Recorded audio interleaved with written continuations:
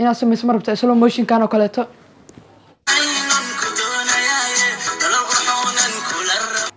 ama slow motion kan oo kaleeto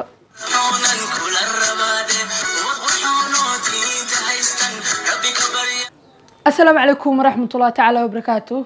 صاحبي الكسو دوادا جنال كداوني سيدوا عبد الله وان هذا تامرك كورسي جنال كي يصاب قناة سبسكرايب تابع علامة جدودن كمبلال كان فرصة كوسر عن فيديو والبعض سوق لأنه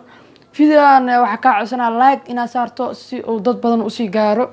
مدونسا أو مياد دنينسا إنات أركتو سيدا سلو موشن لو سمي كان مستر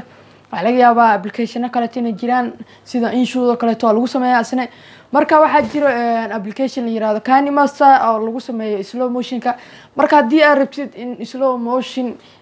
ku sameeyno macnaha ku sameeyno maxaa waa ku sameeyna waana ku sameeyna bismillah adina caadi iska dhig marka muhiimada ka hadalno marka video doonaysa oo kale maanta waxay qaldama aqaano marka video oo kale to ina sameeyso marabta slow motion kan oo kale to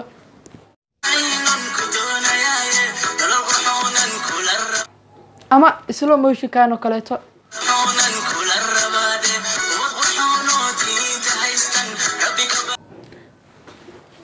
marka aan u guda galno video sida loo sameeyo KineMaster application la yiraahdo hadii Play Store ka heli kartaa waa soo degsan kartaa marka soo daa muuqaalkan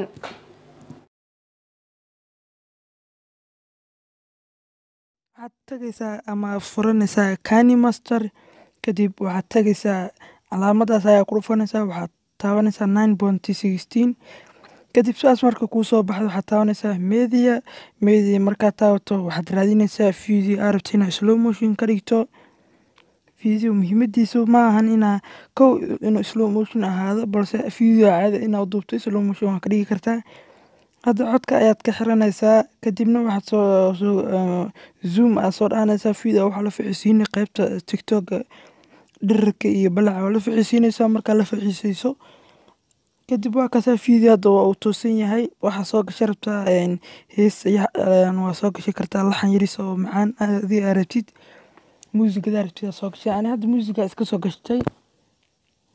marka speedka waxa 1x hadaa geyso waa sidoo video caadi laakiin hadaa ka dhigto 0.5x waa meesha slow motion kan ugu macquulsanaa video hada slow motion ku jira daawanaysid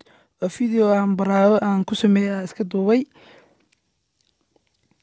sababta u duubana waxay in slow motion kaaga soo diyaariyo marka video qayb yar geeska dambe iska jaraya hadda waxa hadii speedkiisa ka sii dhigto meesha waxa 4x boobsiiska waaye 0.25x hadaa ka dhigto wuxuu ka noqonaa slow motion ka mid aad iyo aad u marax ah balse ma fiicno meesha ugu fiican waxa waaye 0.5